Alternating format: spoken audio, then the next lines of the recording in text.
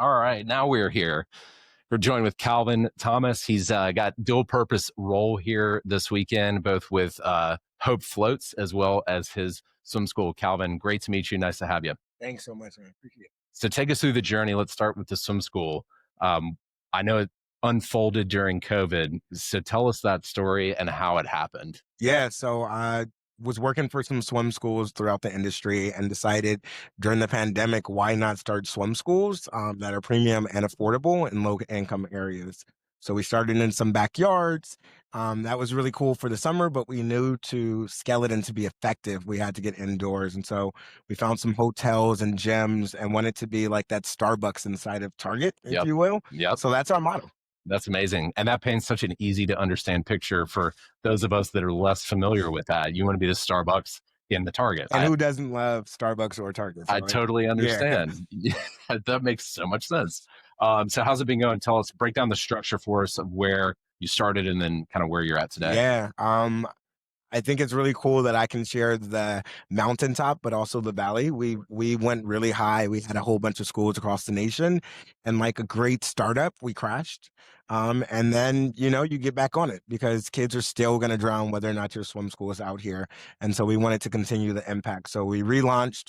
We're back inside of some gyms. We have a nice amount of kids learning how to swim, and that's where Hope Floats come in. We partner with them as our nonprofit arm, and we provide scholarships for kids who receive free or reduced lunches, kids who receive maybe SNAP or CalFresh benefits in our state, but families who would not otherwise have the opportunity to learn, we're teaching those kids through scholarships. Amazing. Where are you guys based out of?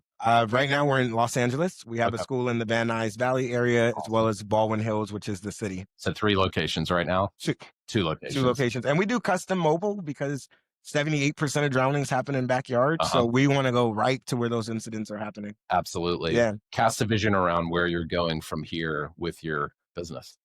Uh, Someone once told me, stay small enough, long enough, and you'll be big enough soon enough. So right now we're staying pretty small, but 2-year, 3-year outlook. We want to franchise this to people who look like me, who want to start swim schools in their immediate neighborhoods. So hopefully 3 years at a conference, I'll be here saying we got our first franchisee, buying some Dolphin youth schools. And I'll be here to interview that moment. I I love think it. it'll be pretty fun. So give us that line one more time. I love that. Say it again. Yeah, stay small enough, big enough, and stay small enough soon enough, and you'll be big enough soon enough. Stay So small enough, long long enough. enough, and you'll be big enough soon soon. enough. Yeah. That's amazing. Sometimes those tongue twisters, you got to roll them off once. You can't get them again. Yeah, if you have to do it again, then it throws you off. Exactly. Tell us your social media channels. Where can we tag, promote you on this? Yeah. Check me out at Dolphin Youth Swim School LA, at Dolphin Youth Swim School for our main page, and then all of my philanthropy work. And we also wrote a children's book at Suave Cal. Very cool. Very cool. Last question for you on the swim school side. We see one of the reasons why we're here, we come from the competitive swim side. And so we see families coming to the owners because that swimmer gets to the last group, the last part, the last achievement, and they say, what's next? Point us in the right direction. What's your answer? How do you help those families and those swimmers? So what's really cool about our program is that we employ instructors from the feeder swim teams that we're feeding our kids to. So our instructors are literal swimmers from that competitive team in the neighborhoods. We're saying, hey, mom, are you ready? Your kid has finished these classes.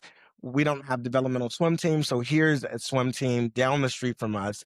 And you'll see your favorite instructor over there at swim practice as well. So That's a beautiful transition right yeah, there. thank you. That's awesome. So you guys are the experts on the curriculum from those little babies up until learning the strokes. And where we've come in is writing a curriculum, the experts on that competitive swim side and helping to bridge that gap. Knowing that there's just so many swimmers that they learn to swim and then joining that traditional swim team it can be a big jump. You're doing 4 practices a week or they want you to or expect you to. You're traveling 2 hours, your hotel overnight stays and costs are adding up.